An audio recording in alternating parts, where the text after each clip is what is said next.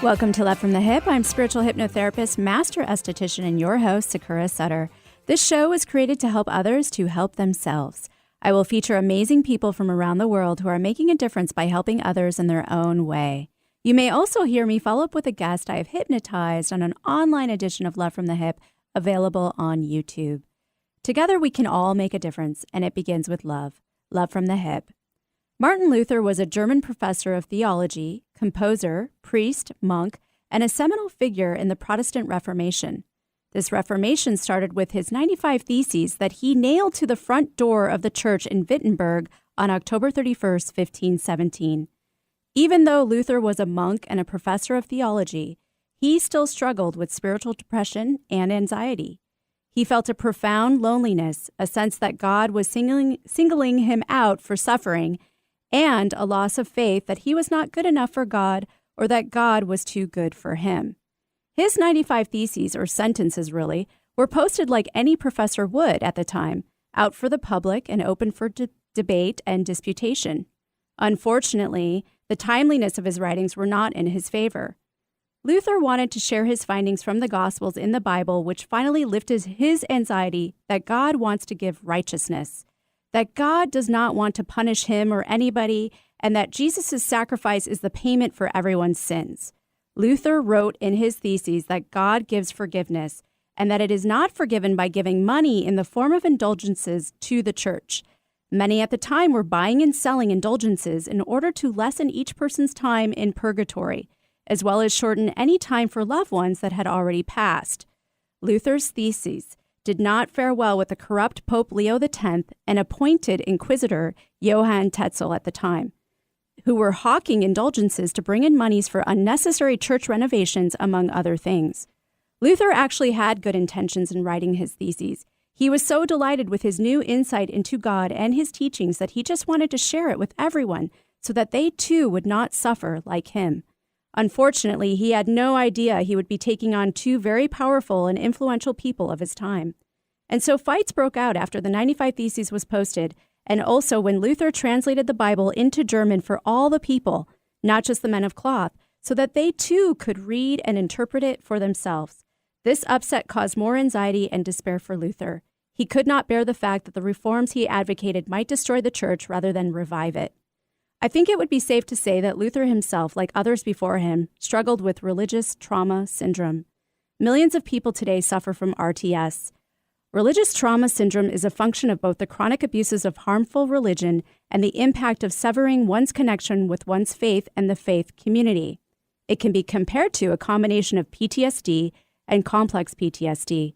It can mimic the symptoms of many other disorders and can include anxiety, depression, panic attacks, and suicide ideation, to name a few. But unlike many disorders, it can go unnoticed and is so often misunderstood. Today, I will be interviewing Andrew Jasko, who is currently working on getting his doctorate in clinical psychology, but not long ago was a Pentecostal minister, having gotten his Master of Divinity from Princeton Seminary and was set to be a missionary in India. After a rude awakening, Andrew is now on a spiritual path and is helping others heal from religious trauma, as well as reclaim their sexuality, individuality, spirituality, and identity from religion. So stick around after this quick break. Forgive me, hearer, I cannot stay. He cut out my tongue, there is nothing to save. Love me, O Lord. He threw me away. He laughed at my sins. In his arms I must stay. Microneedling is a revolutionary treatment that can help reduce the appearance of acne scars, fine lines, pigmentation, wrinkles, even improve the appearance of stretch marks by stimulating collagen and elastin. Sakura Skin & Mind specializes in this procedure that jumpstarts your body's natural healing process. Sakura Skin & Mind believes in not only keeping the skin up to date with the latest trends in the skincare industry, but also keeping the skin beautiful, fast, pretty, painless, and affordable. Find out more at sakuraskinandmind.com. SAKURA skinandmind.com. Find out the latest about your favorite shows on Alternative Talk 1150. Check out 1150kknw.com. Love me, O Lord, he threw me away. my sins, in his arms I must stay. Welcome back to Love from the Hip. I'm spiritual hypnotherapist, master esthetician, and your host, Sakura Sutter. And don't forget to follow me on Instagram and Facebook and subscribe to my YouTube channel, Love from the Hip, and that's HYP. Today I have the pleasure of interviewing Andrew Jasko, who is currently working on getting his doctorate in psychology, but not long ago was a Pentecostal minister, having gotten his Master of Divinity from Princeton Seminary. And he is coming to us via Skype in San Francisco. Thank you for being here today, Andrew. Hi, Sakura. It's great to be here. Yeah. So let's get into your timeline events here. It's so fascinating to me. How long ago did you get your Master of Divinity from Princeton? I received my Master of Divinity about 4.5 years ago in 2014. Okay. And what was happening at that time in your life? Well, I was training to become a missionary to India. That was my intention. A Master of Divinity is a professional degree that clergy get in order to become ministers or chaplains or missionaries. And so I was going to go to India, learn Hindi and Indian culture, and train local indigenous evangelists to convert their Hindu and Muslim families to Jesus. Oh, wow. Okay. So, what was going on with you at that time? Were there any self-conflict? A tremendous amount of self-conflict. So I grew up in the Pentecostal Christian church. My parents are ministers. They started a church right when I was born, and I was given a prophecy that I was going to help bring about the second coming of Jesus Christ through being a great leader and spiritual person in the church. So I always grew up with that really high sense of divine purpose. Mm-hmm. And for me, really, my Christian faith was everything. It was my entire life. So I was really, really serious, really devoted, but really personally conflicted at the same time. I struggled with a tremendous amount of fear and anxiety to the level of psychiatric distress. And I was just really miserable about my fear, about my sense of guilt and shame, and just depressed, going through cycles of depression as well. So there was a lot of internal conflict. Well, what a big, what a big prophecy. I mean, it's all on you, all on your shoulders at such a young age. That's right. It's a lot to live up to, and a big sense of purpose and inspiration as well. Yeah, absolutely. So where did you wind up after you received your Master of Divinity?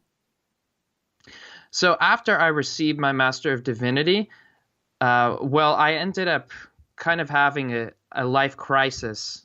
Okay. While I was studying for my Master of Divinity.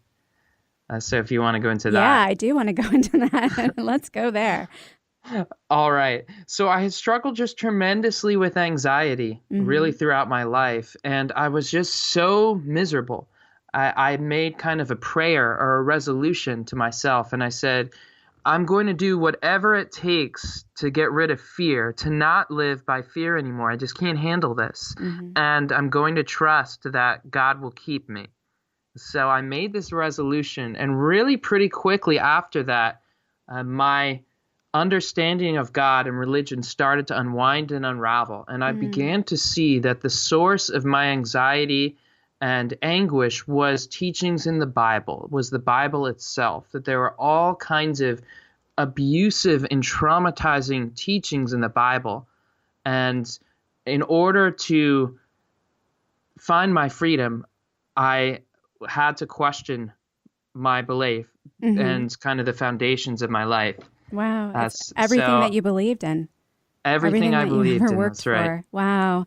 But then you still ended up getting your master's through this process. You're in torment and self-conflict, but you ended up graduating with that degree. I did. That's right. And there is a slow, painful, rude awakening that I went through, this process of denial and trying harder, because the religious system has many psychological mechanisms to keep people in who are questioning or who have doubts. It tends to blame the struggles and the suffering on the person who's suffering, like saying things like you don't have enough faith, or you need to pray harder, or maybe the religious system or denomination you're under isn't faithful enough to the Bible. So I tried harder and it kind of had these periods of trying harder and then pulling back. And so I ended up choosing a more liberal, progressive version of Christianity, the Presbyterian Church. Okay. And after I graduated seminary, I ended up becoming a minister in the Presbyterian Church instead of being a missionary to India, because I realized I was on my way out of Christianity, but I wasn't quite ready to give up my whole career in life. Okay. And where were you a Presbyterian minister? That was in New York City. Okay. And so then what happened next? All right. So right after I graduated Princeton Seminary, I ended up going on this kind of random trip to Peru during the summer with a friend who was an atheist who had also left religion. And during that time, that was kind of some of my first experience partying and being in the secular world by myself outside of the church.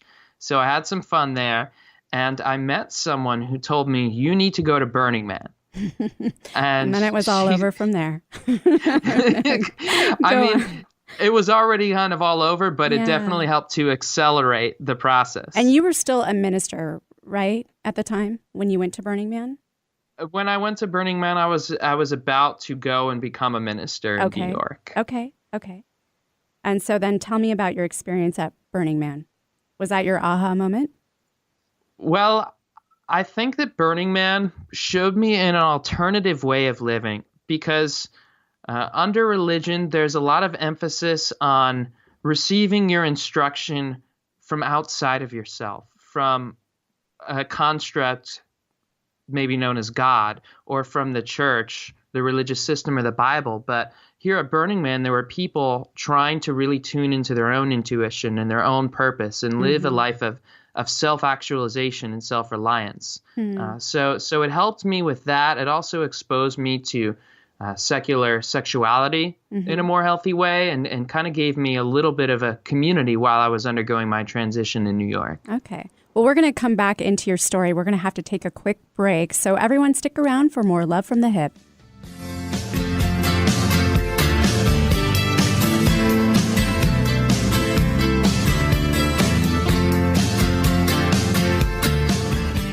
If you're planning on building a home or a major landscaping project, you'll want the team of Stone Resources on your side. Safely, effectively, and correctly working with our unique terrain requires local knowledge and environmental care.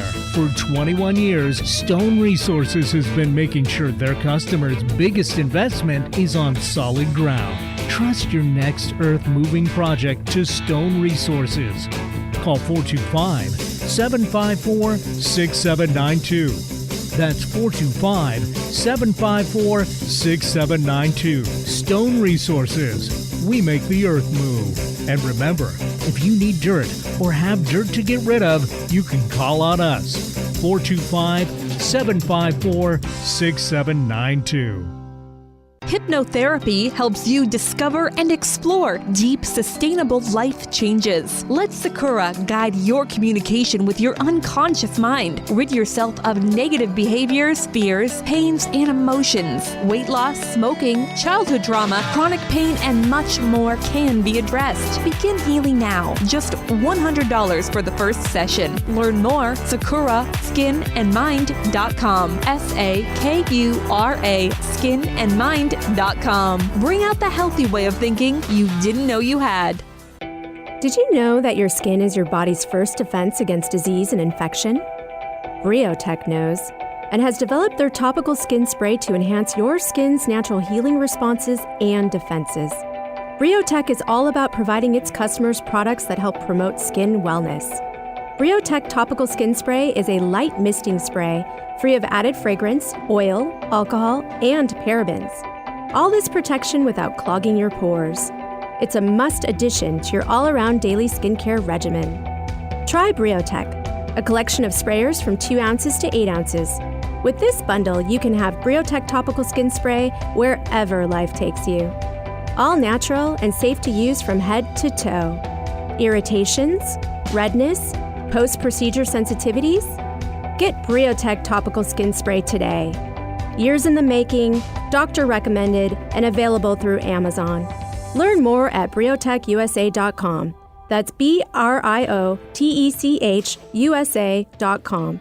Support your skin at briotechusa.com. Talk radio with a purpose. Alternative Talk 1150.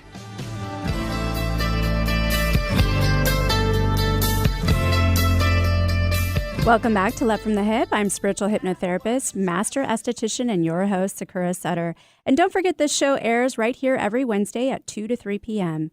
Today, I have the pleasure of interviewing Andrew Jasko, who is currently working on getting his doctorate in psychology, but not long ago was a Pentecostal minister, having gotten his Master of Divinity from Princeton Seminary. And he is coming to us via Skype in San Francisco. And before the break, Andrew, you were talking about your journey and then what led you to Burning Man. So a lot of eye-opening experiences there for you. A lot of eye-opening experiences. Yeah, and more freedom, I would imagine. More freedom, but also a tremendous amount of guilt and cognitive dissonance, and this going back and forth between the guilt and the fear of leaving the religion, the fear of things like going to hell or losing my community, and then the tremendous desire to be a free human being. Did you meet anyone at Burning Man that had gone through what you were experiencing? Yes. And you know what? I meet people all the time, every time I open my mouth and talk about this, because 9 out of 10 people in the United States were raised within a religious system. And 35% consider themselves born again or evangelical Christians. So religious fundamentalism, or these really extreme forms of religion, are incredibly prominent in our world today. Yeah, definitely. So after Burning Man, you went back to New York and was still a minister? Yeah, I went back to New York. And so it was kind of funny. I had this burner party scene on the one hand, and then I was still ministering on the other. So there were some nights when I was just up partying and I had body paint on me, and I would kind of throw on my suit and go preach. You were leading this double life. Kind of, in a way. I mean, I was trying to be authentic to two conflicting identities, and I just couldn't do it after a while. So one day I just said, I can't do this because I'm preaching a religion that I no longer believe. And one day I woke up and I just had the realization, I'm no longer a Christian and I'm not afraid. Wow. And that's powerful. It was a powerful moment, but I had to make a decisive break. So I just couldn't handle it and I quit. And I isolated from my community, my family, and had no source of income, was confused, was just devastated. Oh, wow. And so where did that bring you to? Did you connect with another community? Yeah, so it was a really, really difficult and lonely, isolating time. But I started to connect and plug in with an atheist and secular humanist community because they tend to be the ones who talk about the fear and oppression in religion. And unfortunately, a lot of times other religions and spiritual communities tend not to recognize the oppression and abuses that happen in religion. They tend to kind of want to justify it or dress it up or point out the good things about it. Right. Or it's kind of admitting that you're wrong in some ways, right? Or taking the blame. Yeah, you could say that. So were there some direct similarities, though, between atheism and the religious upbringing that you had? So it was a really hard transition. And this, I think, is a normative process for people who are transitioning out of religious contexts, is jumping straight into this atheism. And I don't want to generalize atheism too much, but there is kind of a common or prominent version of it where it can be this kind of cold, isolated, and heartless atheism, a view of the world where it's me and us against the world. It's still this us and them mentality, or this dualistic framework like religion, where it's almost like a battle between life and death, or us versus nature. We live in the world, we're all alone, we have to make all our meaning ourselves, and we're fighting a losing battle against nature, and we die in the end. And that doesn't seem any better for your anxiety at all.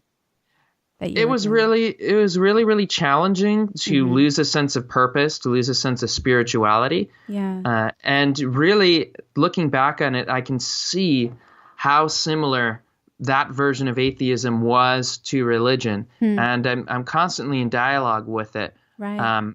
but it can get very dogmatic. It can say that any talk about the supernatural is off limits. That's the dogma. Everything has to fit into this narrow empiricism in order for us to believe it. And if it doesn't fit within our framework of understanding, it's automatically false. And you can get excommunicated for starting to consider spiritualities or thousands of years of inquiry into Eastern thought. And it can be really close-minded in a way. Yeah, absolutely.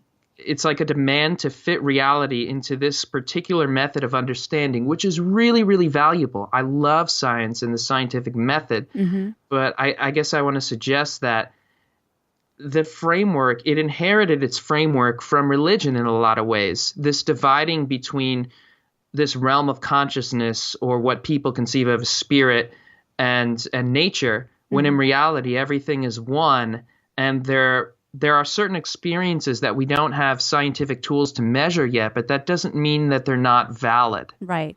Exactly. So you're not atheist anymore, correct?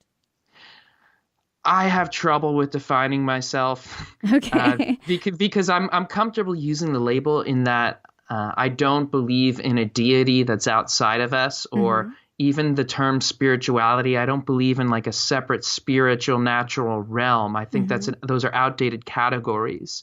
But I'm comfortable using the label in a certain way. But I don't dismiss a lot of experiences of non-ordinary states of consciousness, or things that maybe appear as spirits but might be other beings. I'm constantly in between these worlds of spirituality and secularism, and trying to navigate and reconcile them. So it's tough. And you've been exposed to all of it. So after, and I value it. Yeah. So after you kind of left the atheist community, you ended up in California? Yes, and I wouldn't quite say I've left the atheist community either, but they might disown me. It's hard to say. Whether you like it or not, yeah. So how did you end up in California then? So at Burning Man, I had my first exposure to entheogens, or what are often known as psychedelic medicines, specifically psilocybin. And I was just amazed at how much healing and transformation I had received from that. And I began taking these medicine journeys during my time at New York, and I found them to be incredibly healing and inspiring. And so I had an intuition about moving to California. I'd met some people there. I wanted to restart and get some geographical distance from this huge extended church community. And so part of my revelation was through a psilocybin medicine journey. I ended up moving out to California, just packing all my stuff in my car with no job, just a couple years ago. Oh, wow. That's fresh. Yeah. So is that where you ultimately found healing? It is. And I found healing through a number of different things. I came here with just completely broken, because I had left everything that I'd loved most. God was a romantic relationship in some ways, and leaving religion is a life crisis or event on the scale of losing a spouse. It's one of the most major crises that people can go through. Yeah. So I felt like I was totally crushed. I wasn't able to work. I'd lost everything that had meaning to me. But I ended up finding my healing here. I think the primary way I found healing was through psychotherapy. Okay. Was through a relationship with a psychotherapist who was able to help me not understand my trauma and reconnect with spirituality. And through that relationship, I was able to continue to unwind and access my inner healing potential, which is what psychotherapy is all about, is accessing the inner healer and removing blockages to healing. So through that, also through discovering meditation, learning to slow down my thoughts and get work on that anxiety and relate to my emotions differently through yoga and through continuing to use medicine journeys. Oh, wow. Okay. Well, we're going to have to take a quick break, but everyone stick around for more Love from the Hip.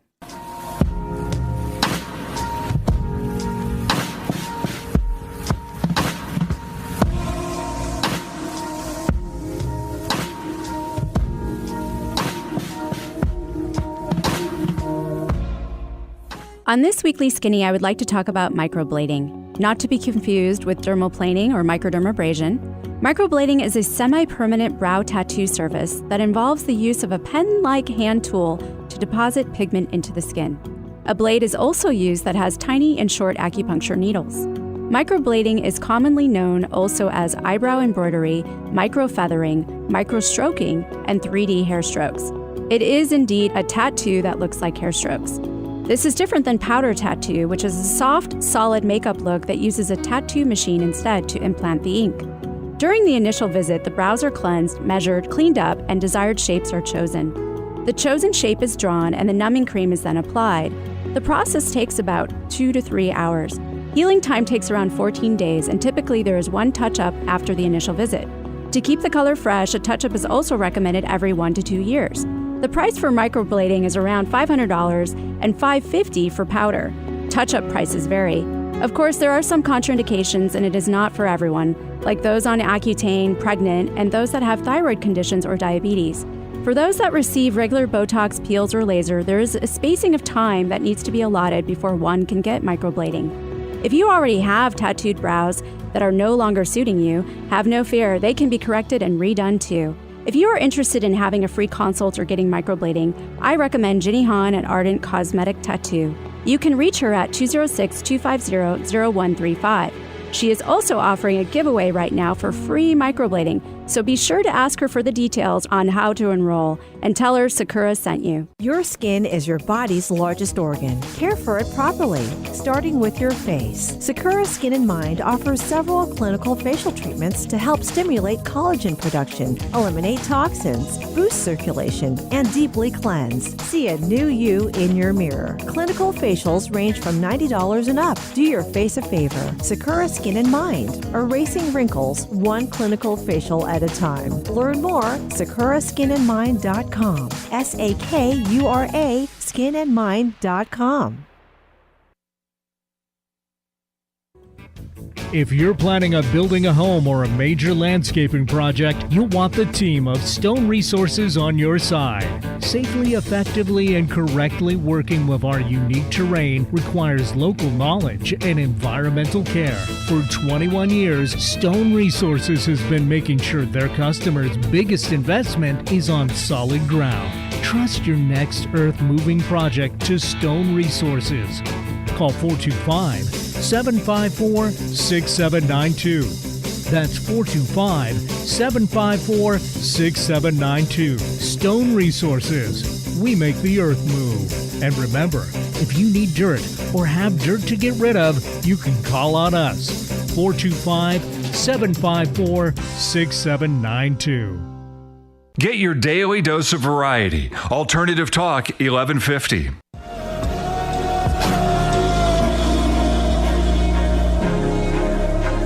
Welcome back to Love from the Hip. I'm spiritual hypnotherapist, master esthetician, and your host, Sakura Sutter. And I'm currently looking for people to hypnotize for free as long as you're willing to share your experience later on the air. So if you're interested, please email me at sakura@lovefromthehip.com. Today I have the pleasure of interviewing Andrew Jasko, who is currently working on getting his doctorate in psychology, but not long ago was a Pentecostal minister, having gotten his Master of Divinity from Princeton Seminary. And he is coming to us today via Skype in San Francisco. And before the break, Andrew, you were talking about where you got your healing. So psychotherapy, meditation, yoga. Yeah, psychotherapy, meditation, yoga, plant medicine, really in a lot of ways through spirituality. Spirituality was my healing. Mm-hmm. And I think spirituality means connecting with yourself, with your own source of power, and understanding your place in connection to the rest of nature, to the rest of reality. So understanding who I am and my connection in strength to everything else. And when I have access to myself, when I'm living in alignment with the rest of the natural world, then healing and power and destiny all starts to flow when there's that connectedness in place. Yeah. So do you think that religion kind of tends to take that power away from people? Their self-power? It does. The number one most fundamental issue that people struggle with after they've left a religious system is a destruction in the self relationship, relating to oneself, and personal power. Because religious systems tend to work through shame. There's an idea called sin, and it's one of the most abusive ideas that exists on the planet. It's horrendous.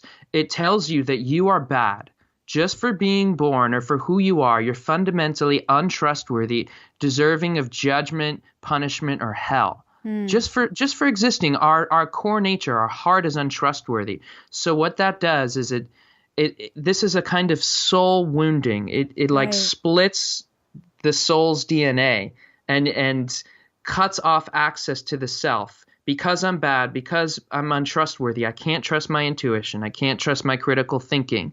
I can't trust my emotions. I have to rely on someone else. I have to outsource my personal power. And when that's gone, what's left? Right. Yeah.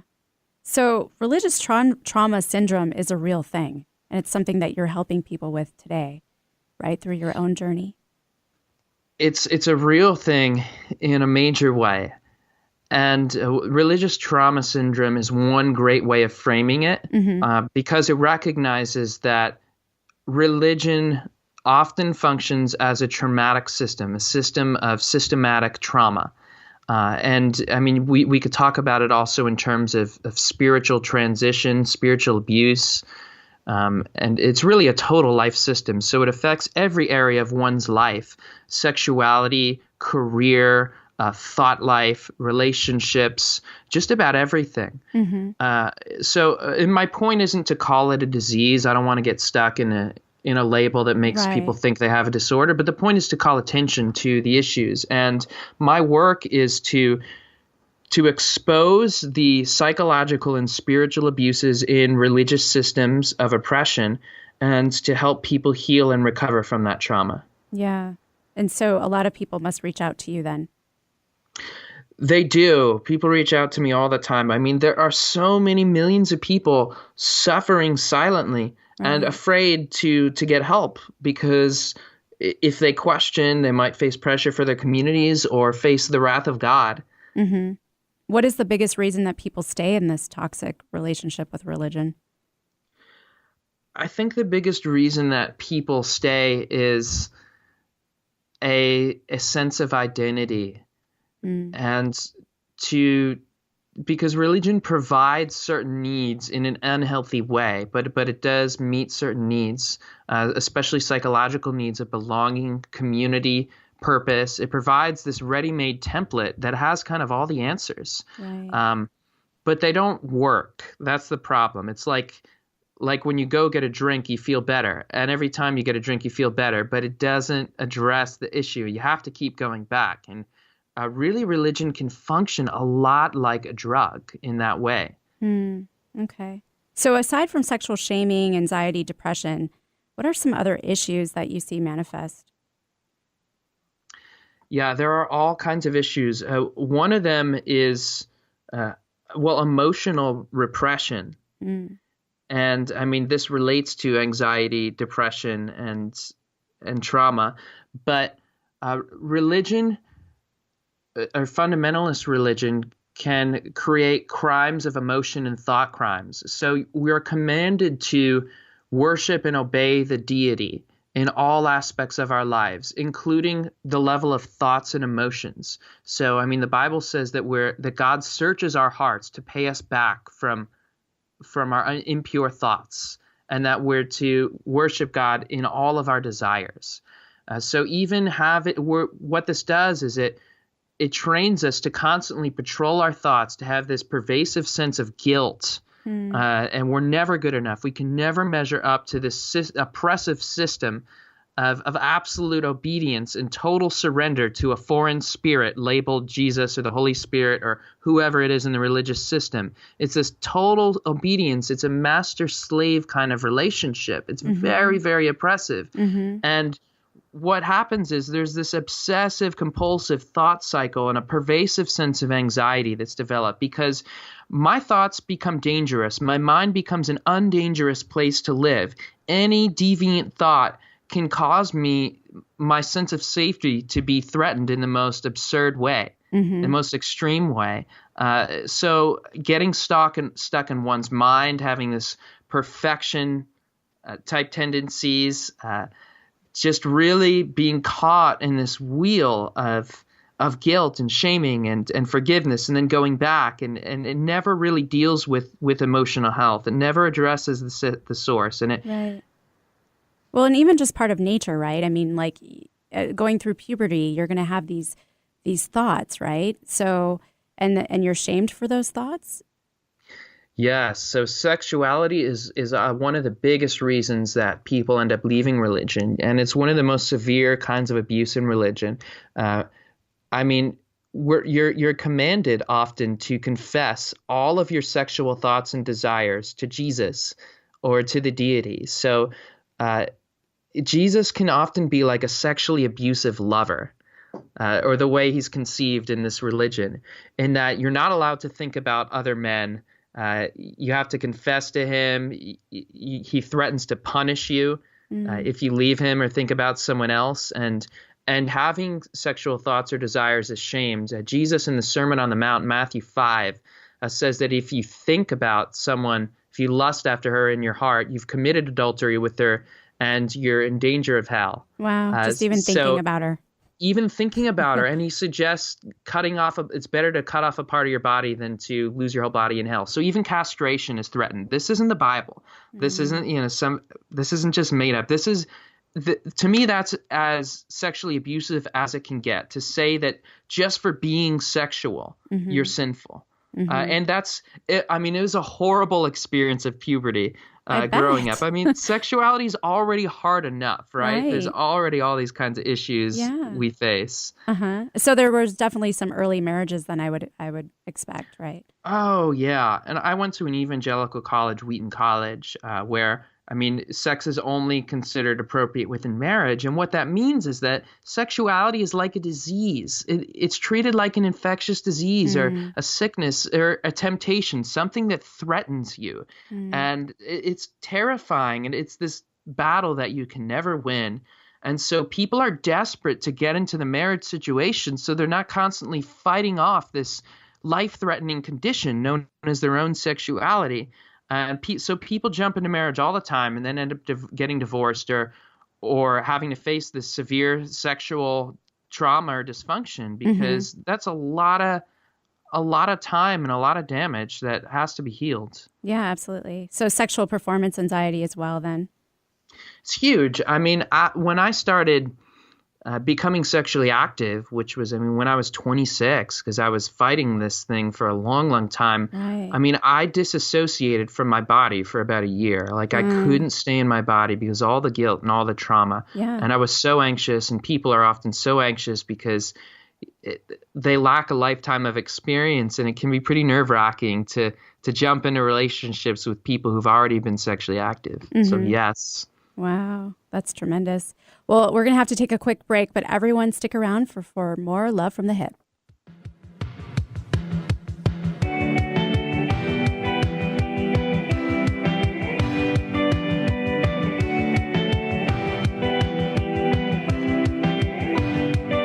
It's been long enough to know it's over.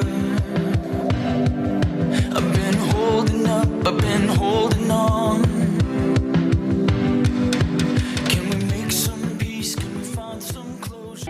Did you know that your skin is your body's first defense against disease and infection? Briotech knows and has developed their topical skin spray to enhance your skin's natural healing responses and defenses. Briotech is all about providing its customers products that help promote skin wellness. Briotech Topical Skin Spray is a light misting spray free of added fragrance, oil, alcohol, and parabens. All this protection without clogging your pores. It's a must addition to your all-around daily skincare regimen. Try Briotech, a collection of sprayers from 2 ounces to 8 ounces. With this bundle, you can have Briotech Topical Skin Spray wherever life takes you. All natural and safe to use from head to toe. Irritations, redness, post-procedure sensitivities? Get Briotech Topical Skin Spray today. Years in the making, doctor recommended, and available through Amazon. Learn more at briotechusa.com. That's BRIOTECHUSA.com. Support your skin at BrioTechUSA.com.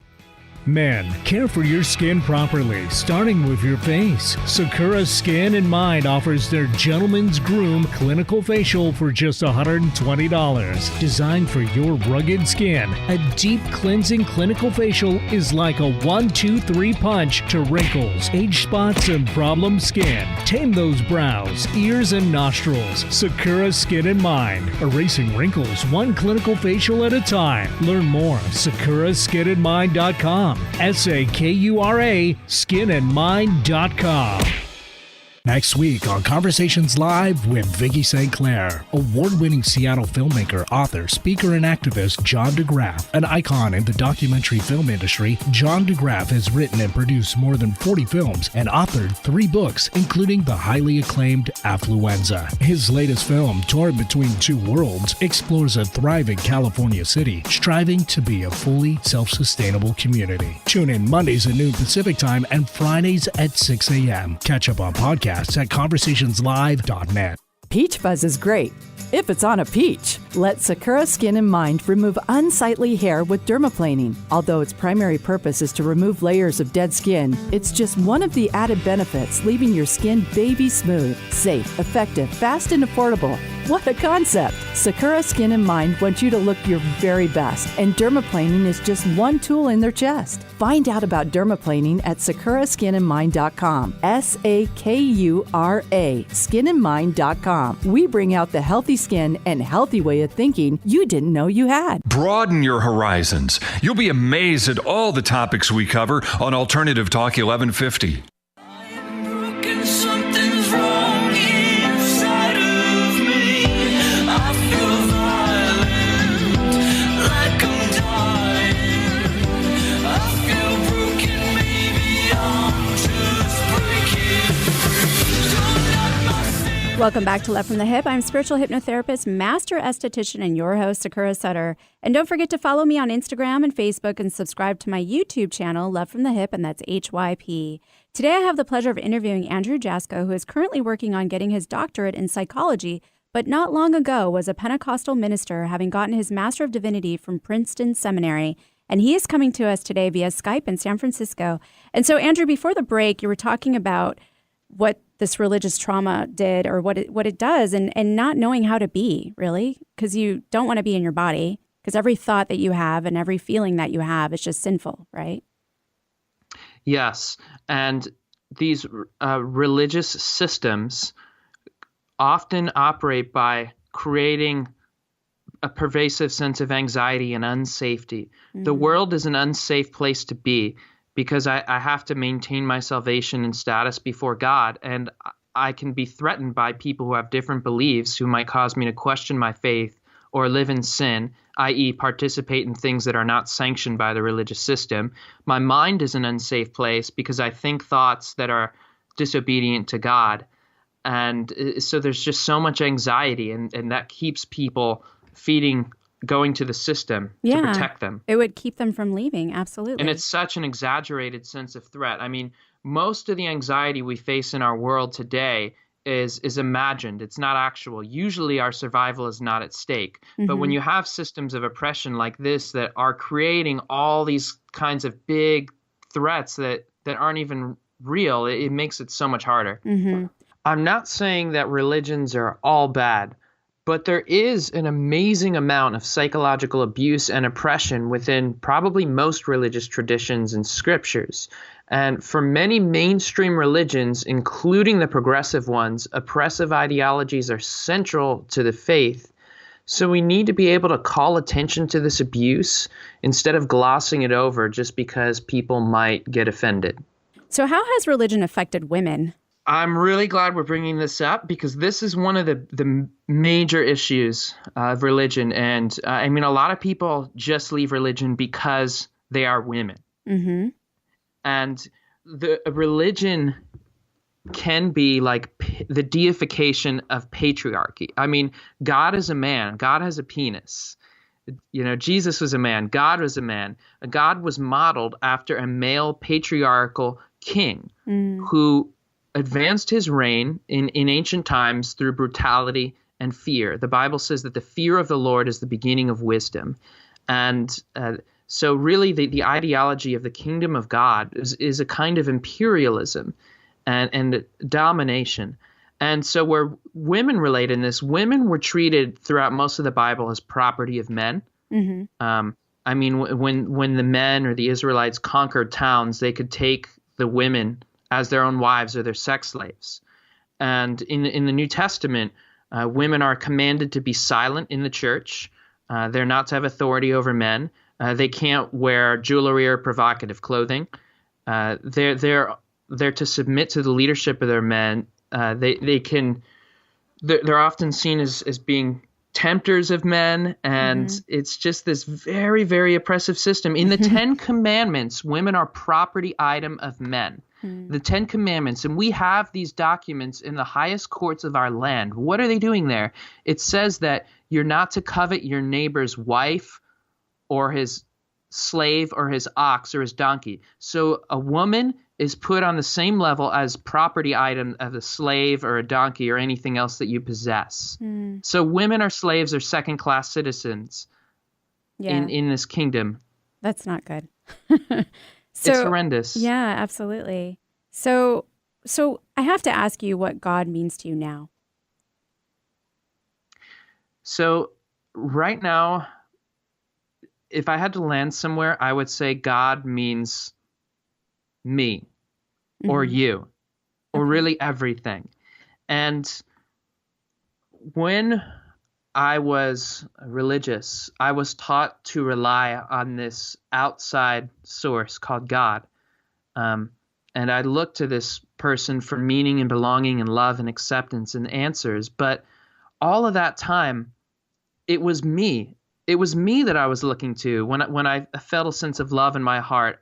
It came from inside. And so in a way, I am the God that I was missing all along. Now it's about my connection, connecting with my intuition, with self-love. And I mean, I understand everything is sacred and everything is connected. Really, everything in the whole universe is connected, and we're connected to each other. And I think that in understanding this connection, we lose a sense of that guilt and separation, and having experiences of what it means to be connected to everything and how everyone and all of nature is sacred. I really, if I want to place divinity anywhere, I want to put it there. Yeah, no, that's great. That's a great answer. So, I mean, really, truly, God is love for you. You could say that. Yeah. Yeah. So, do you compare yourself a lot to Martin Luther? I found a lot of inspiration from Martin Luther when I was a Christian, because I struggled so much with anxiety and fear. And Luther was absolutely tormented with religious anxiety throughout his whole life. And when he was a Christian for his whole life, and he became a reformer. But he describes in his writings consistently this specific anxiety related to fear of God's judgment, fear of not being good enough, of not measuring up, of not being perfect. All of these things related to the religion and to the Bible specifically. So when I was a Christian struggling, I related to his message of grace. He radically changed the entire world. He brought a complete revolution to the religion of his time. He said that a religion is something that's meant to be experienced by everyone. Everyone should be able to read the Bible. The Bible wasn't translated in people's vernacular language most of the time. He said, advocated something called the priesthood of all believers, where we're all priests, we all have direct access to God. So he really brought a message of grace and liberation, but I think he didn't go far enough. Yeah. And he wasn't able to during his time. Yeah, absolutely. So where are you at now with all of your healing and everything that you've learned? What are you doing with it? Well, right now, I'm always working on healing. And I think that's one of the lessons for me is that really healing is a lifelong journey. It never ends. And one of the things we have to do is commit to the process. And there's an excitement in that too. And there's a joy in that, and always growing, always learning. and there's no kind of destination. We never reach it. But I would say for me, I've really found a sense of purpose. I've healed the self relationship, my relationship to myself. I value and love myself, and don't really function on outside validation as much. And I just find a lot of joy. And most importantly, I'm free of that pervasive sense of guilt and fear and obligation. But I'm always working on my healing. I'm always trying to learn new things. I'm always open to ways that I might become dogmatic or be wrong. And that's one of the beauties and freedoms of spirituality, and not having to define myself, and being okay with being wrong, and enjoying being wrong. Yeah. So is it difficult for you knowing that your family is still very religious, and you kind of bringing in the spirituality and religion, having suppressed spirituality? Where are you at with that? Yeah, that's one of the biggest challenges for people leaving religion, and it was for me too, is that the total isolation that can happen. Because when one leaves one's religion, one often loses all of your community or their whole family. So there's tremendous isolation. And for me, I needed to kind of take a break because I didn't want to be reconverted or pressured. So I've had to set up boundaries about talking about certain religious topics and holding to those and respecting those. And I'm not able to connect as deeply in certain ways. I still have a relationship with my family and my parents. They're great and amazing people. And I think that's one of the tragedies of religion, is that there are all these amazing, loving, sincere people, and they're being abused. They're being taken advantage of by these systems. Yeah. And it doesn't mean that they're not good and they're not doing great things, but they're not accessing their full potential. No human being can fully shine in a system that demands conformity. No, how can you? So, Andrew, you're doing coaching now, is that correct? Yeah. So right now, the work that I'm doing is exposing the psychological and spiritual abuses within religious systems. So I blog and write lots of articles. I speak and do seminars and workshops. I'm doing one called Reclaiming Sexuality from Religion. And I'm doing a lot of research. So when is I that offer upcoming? coaching, recovery coaching as well. Okay, so how can my listeners find you and learn about your upcoming event? You can find me on Facebook or Twitter. Andrew Jasko is my Twitter name, and also my website, lifeafterdogma.org. And I'm working on creating a training program for helping professionals to train them to help people heal from religious trauma. And I'm hoping to create a movement of like-minded professionals, and I'm doing a lot of research. So I'm going to be raising funds for that too. We really need significant funding to help advance this research and this training. Okay, great. And what would be the email or contact for that? It would be andrewjjasko@gmail.com or Facebook or Twitter too. Okay, great. Okay, perfect. Well, thank you for being here today. Absolutely. All right. Well, we're coming to a close, and I want to thank Andrew again for being here today, as well as my fabulous producer. And you can find me at lovefromthehip.com or sakuraskinandmind.com. You can also follow me on Instagram or on Facebook, and subscribe to my YouTube channel, Love from the Hip, and that's HYP. Remember, if you are interested in being hypnotized in an online edition of Love from the Hip and sharing your experience with listeners later on the air, or have any questions or comments, feel free to email me at sakura@lovefromthehip.com. Stick around for the Get Hip segment, and tune in next Wednesday at 2 p.m. for another Love from the Hip, and make self-love contagious. Go ahead, I dare you.